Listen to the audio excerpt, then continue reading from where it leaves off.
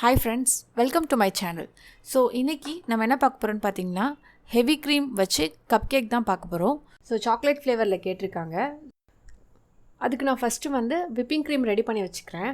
whipping cream ready பண்ணி நான் ஃப்ரிட்ஜ்ல வச்சிட்டு நான் அதுக்கு அப்புறம் ஒவ்வொரு ப்ராசஸா நான் ஸ்டார்ட் பண்றேன். இந்த வீடியோவை ஸ்கிப் பண்ணாம பாருங்க. என்னோட எக்ஸ்பீரியன்ஸை ஃபுல்லா நான் ஷேர் பண்ணிருக்கேன். நான் ஏற்கனவே சொன்ன மாதிரி தான் whipping creamக்கு நான் கொஞ்சம் பவுடர் சுகர் ஆட் பண்ணிருக்கேன். ஆட் பண்ணி நல்லா ஸ்டிஃப் ஃபிக் வர வரைக்கும் நல்லா மிக்ஸ் பண்ணி நான் எடுத்து வச்சுக்கிறேன். ஸோ இது ஹெவி க்ரீம் அப்படின்றதுனால கொஞ்சம் மல்டிபிள் கலர்ஸ் இருந்தால் நல்லாயிருக்கும், வித்தியாசமாக இருக்கும் அப்படின்றதுக்காக நான் அந்த விப்பிங் க்ரீம் பண்ணி எடுத்ததுக்கப்புறம் அதை நான் கொஞ்சம் கலர்ஸ் காம்பினேஷன்ஸ் எனக்கு ஏற்ற மாதிரி மாற்றி மாற்றி நான் ஆட் பண்ணி வச்சுருக்கேன். Yellow colour, red colour, then normal chocolate கலர்னால் நான் எல்லோரும் சாக்லேட் பவுடர், சாக்லேட் எசன்ஸ் ஊற்றுவாங்க.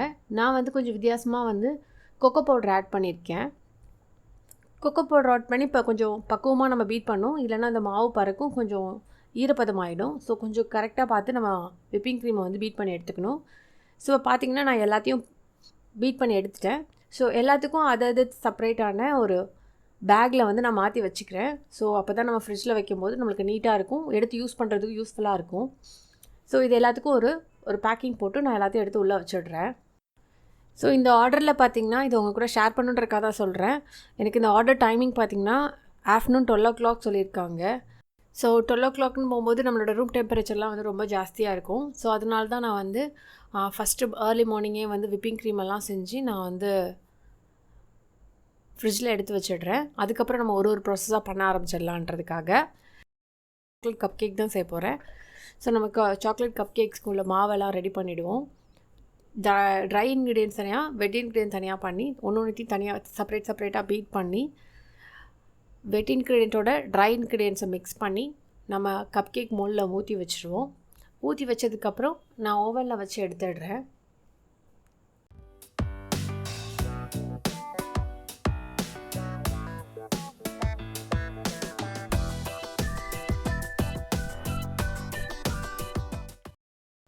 ஒரு 20 to 30 minutes கழித்து பார்த்திங்கன்னா நம்மளோட கப் கேக்லாம் பர்ஃபெக்டாக ரெடியாக இருக்குது.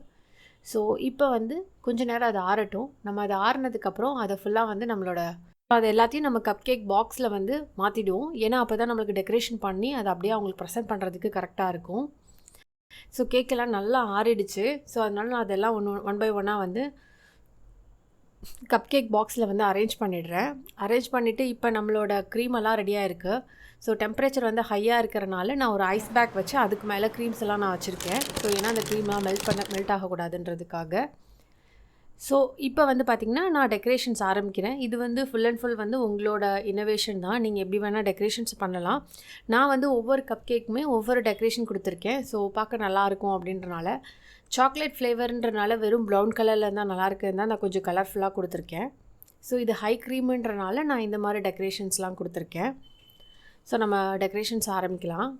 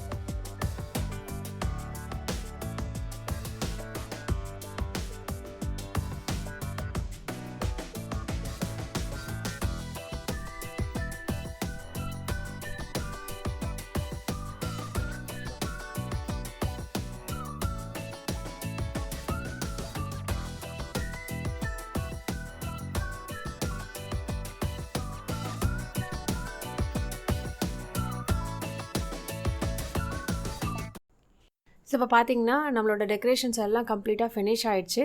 ஸோ இப்போ வந்து நம்ம கொஞ்சம் ஸ்ப்ரிங்கிள்ஸ்லாம் அதில் ஆட் பண்ணிடலாம். கொஞ்சம் டெக்கரேஷன் ஸ்ப்ரிங்கிள்ஸ்லாம் ஆட் பண்ணி நான் இதை ஃப்ரிட்ஜில் வச்சிடுறேன்.